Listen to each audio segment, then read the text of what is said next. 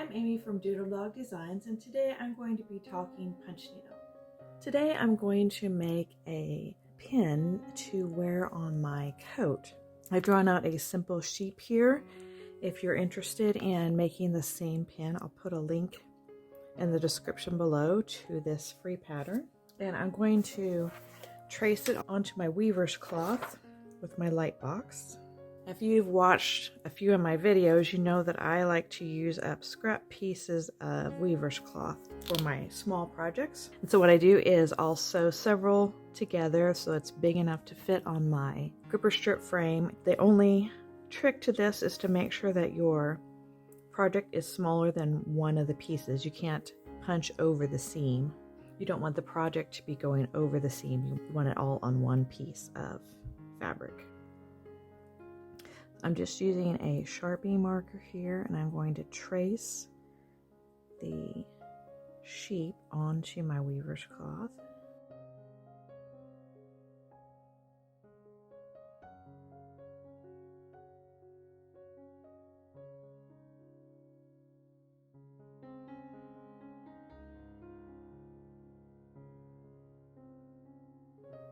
I'm going to use this tan and brown for the sheep. I'm going to use the tan for the body and the brown for the head and the legs. I've started out with the 612 DMC floss, and I tea-dyed it, and I do have a video showing how I did this. I'll put a link in the description below so you can see that if you're interested. You could also use a variegated floss or a solid floss, of course. So I'm going to punch this with 3 strands of my tea-dyed floss.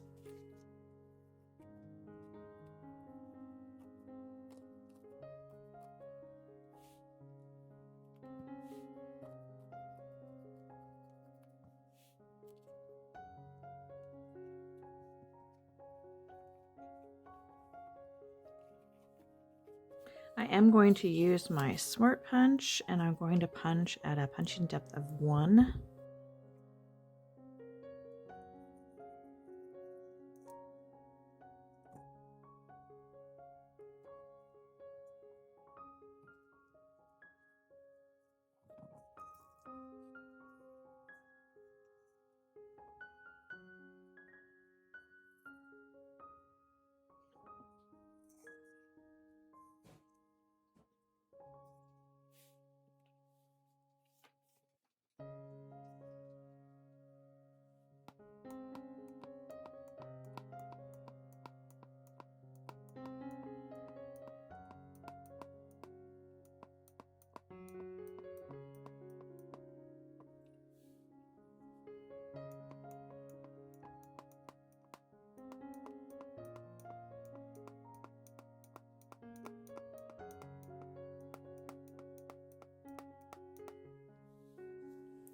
And because this is a variegated thread, I don't want to just punch in straight lines or in circles, because you will be able to tell with the finished product.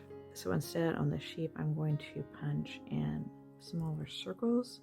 So I'm going to draw a few here and there that will help me know where to punch. So I'll follow this and then punch around it for a while, and then I'll follow the next spiral and punch around it for a while, and that will help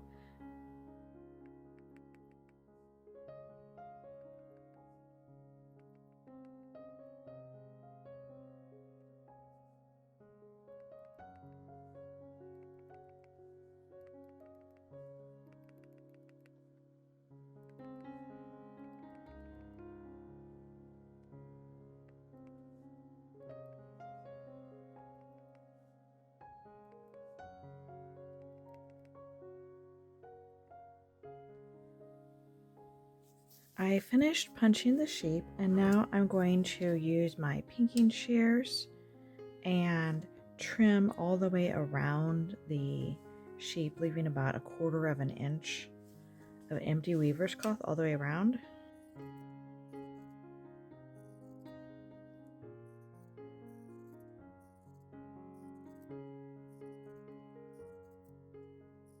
Then I'm going to take regular scissors, and I'm going to clip these inside corners so that it's easier to fold the weaver's cloth to the back side. I don't want to trim any of the embroidery floss, but I want to get right up close to the outer row of punching. I'm going to do that in all of the inner corners here.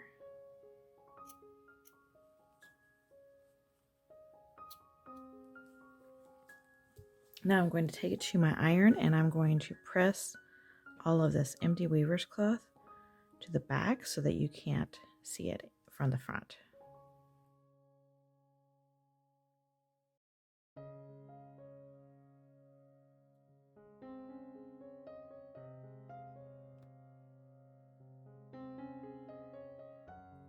So I've taken the original punching pattern and I traced around the outside of it onto a piece of tissue paper, and I'm going to use that for my pattern for the backing. I have this felted wool that I think looks nice with my colors on the sheep. I'm going to pin the pattern onto the wool.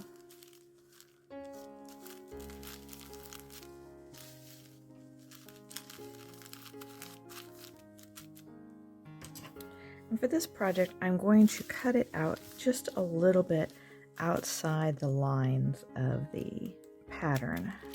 So it's just a little bit bigger, and I can always cut it down as I'm sewing it on if I need to.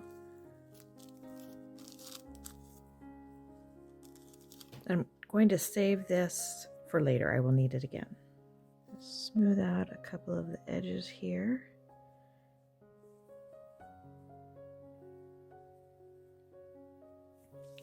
Now, since this is going to be a pin, I want to have a pin back on it, and I'm going to go ahead and sew that on now before I sew the backing on. Now I'm going to take a piece of thin cardboard and I'm going to cut another piece using this pattern, but this time it's going to be just a little bit smaller than the trace line. And this I'm going to put in between the front and the back, and it will add some stability so the pin isn't too floppy. I really don't need to worry about getting those feet, and I just need the basic shape.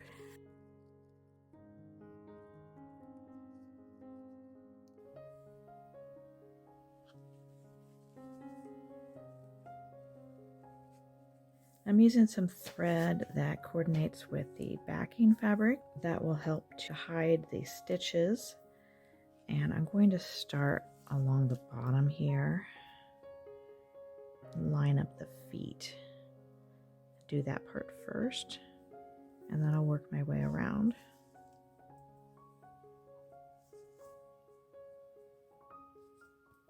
This is much the same process that I use to make ornaments or bowl fillers. I do have videos on both of those. I'll put links in the description below.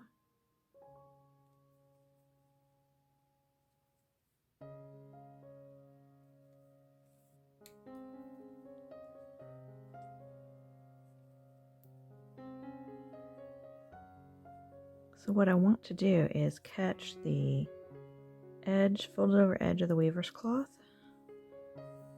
and the edge of the felted wool, but not catch any of the loops. I want to keep the loops out of it.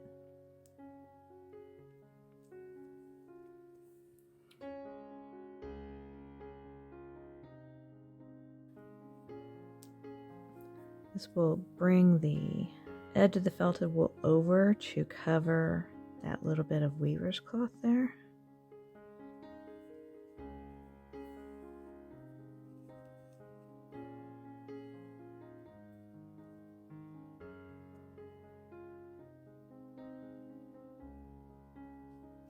My cardboard fell out, but that's okay at this point. I'll get it back in there before I get the whole thing stitched up.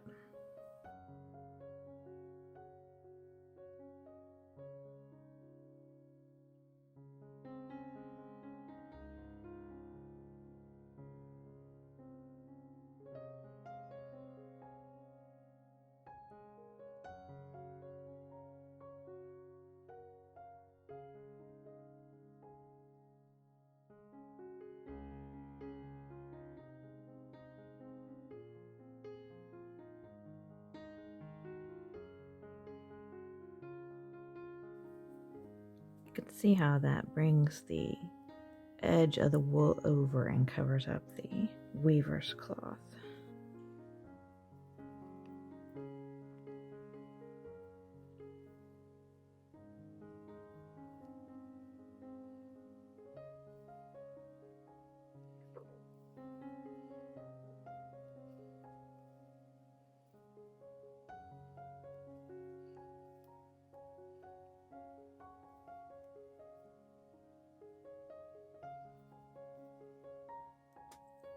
I've gotten about a third of the way around, and I'm going to stick my piece of cardboard in. And then I'm also going to take just a small amount of stuffing and put it between the front of the pin and the cardboard.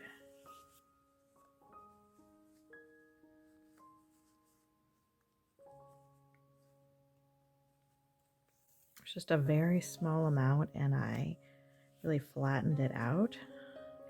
Looks like my wool backing is just a little bit too big, so I'm going to trim it down at this point.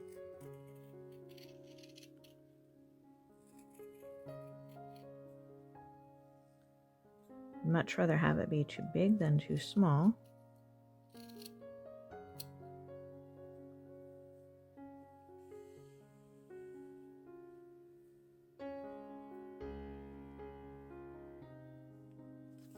I finished sewing it right before I totally finished. When I just had a little bit left, I did use a dowel rod to arrange the little bit of stuffing in the front and to push it around a little bit and get it where I wanted it. I want this to be a pin for the Christmas season, so I'm going to add a little bit of Christmas bling here. I have this sparkly poinsettia that I got last year at Hobby Lobby. It came in the Christmas crafting section, and it was in a little package with several of these. And I'm going to add some glue to the back, just using some tacky glue.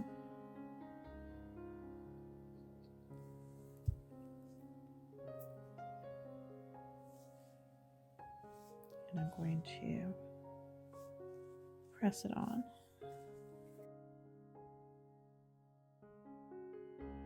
Be sure to click the like button and subscribe below. I'll see you next time. Bye.